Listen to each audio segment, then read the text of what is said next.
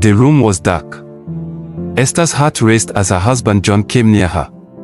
Every instinct in her screamed danger, but before anything could happen, the door swung open. Her mother-in-law appeared, her eyes wide and full of fear.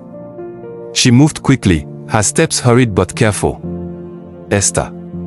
Come with me," she whispered, trying to sound calm, though her heart was beating fast.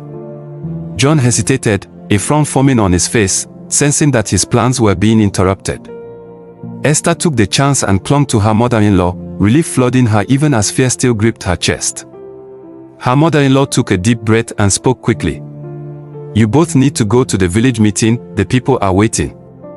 Hurry, don't waste time." She kept her eyes on John, her hands trembling slightly, hoping her words would distract him long enough to protect Esther. John's lips curled into a thin, evil smile. He knew his careful plans were being disturbed. "I don't have much time left to finish this plan," he thought to himself, his mind racing. Yet he didn't show it, he masked his frustration with calm. Slowly, he and Esther left the house and got into the car, the night air heavy around them. The car's engine roared, but then suddenly it sputtered and stopped.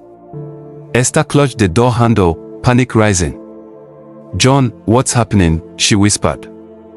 Before he could respond, a strange, terrifying laugh echoed through the dark road. Esther turned and saw a madman pointing directly at them, his eyes wide and wide. He laughed in a way that chilled her blood. "Your husband is dead. You're working with, the madman cackled, his finger shaking as he pointed at them.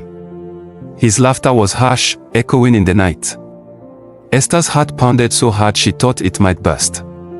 Fear gripped her completely. John's eyes narrowed. His jaw tightened as he looked at the madman, his hands gripping the steering wheel. In a sudden, swift movement, he pushed the madman aside, his strength shocking Esther. The madman stumbled and fell, his laughter turning into a surprised yell. Esther's breath came in short, fast gasps. Her mind raced, trying to understand what the madman was saying. "Your husband is dead, this man is not your real husband," the madman shouted as he pointed to Esther's husband. John pushed him away. "Esther, don't listen to him, let's go." But the madman stood again. But this time, there was no wild laughter, no crazed gestures. He looked calm, almost too calm. "Your husband, he is not who you think he is," the man said. His voice was steady, commanding. Esther froze. Her heart thumped in her chest. Then he revealed the truth. He wasn't mad at all. He was their neighbor, Daniel, the man everyone trusted. "I saw everything," he said. "Frederick, that is not John. It's his twin brother. Frederick K. led John and buried him. I recorded everything. I even saw him threaten your mother-in-law to keep her silent." Esther's eyes widened in horror. Her hands trembled as the pieces of the puzzle fell together. The man beside her, the one she thought was her loving husband, he was an imposter. Frederick had taken John's place, pretending to be him, hiding his crime in plain sight. Her mother-in-law's face was pale, tears streaming down her cheeks.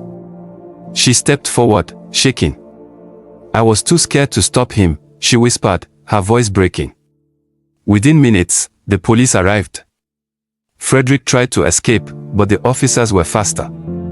He was arrested, cuffed, and led away, his plan completely ruined.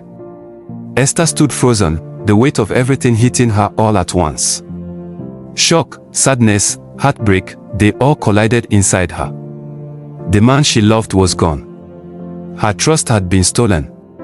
Her home, once safe, had become a place of terror. She sank to her knees, unable to speak, unable to move. But then, her mother-in-law came and wrapped her in a comforting embrace. "It's over, my daughter," she whispered softly. "It's finally over. You are safe now." Esther leaned into her, tears falling freely. Though her heart was broken, the presence of her mother-in-law gave her strength. Together, they stood up, holding onto each other tightly. They walked home slowly, the night air cool against their faces. The danger was gone, but the memories would stay. Esther knew she would never forget the fear, the lies, the terror of those days. Yet, She also knew that she had survived, that she had been protected, and that she could start to heal. Esther wiped her tears and held her mother-in-law's hand. Together, they entered the house, ready to rebuild what had almost been destroyed.